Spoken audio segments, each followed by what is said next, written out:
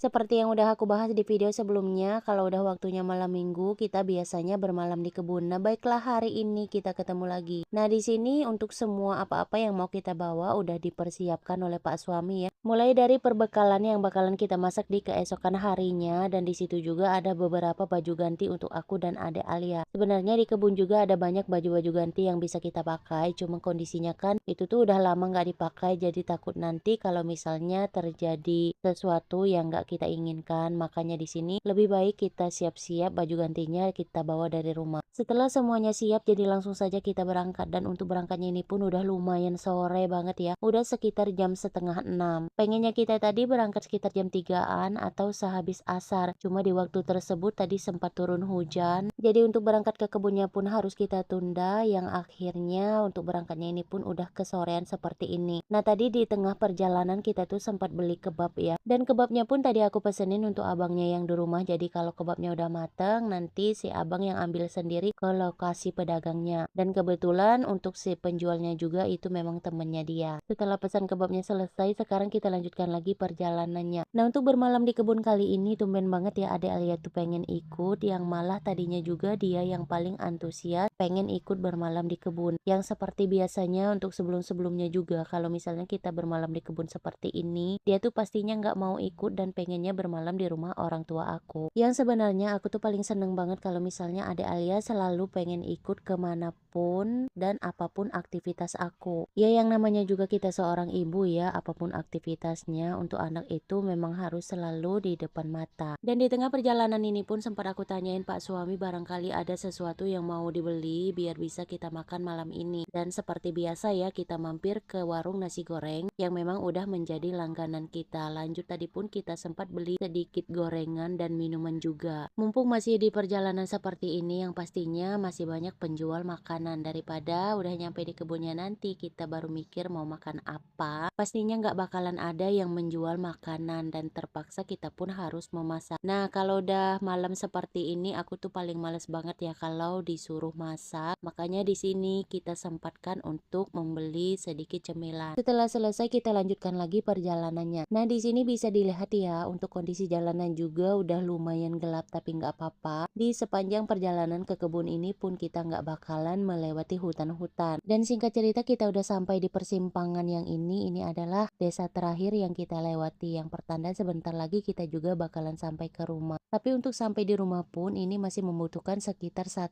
kilo perjalanan lagi. Cuma berhubung untuk jalannya juga udah dicor seperti ini, jadi untuk kita yang menempuh perjalanannya pun gak kerasa. Oh iya, untuk bermalam di kebun kali ini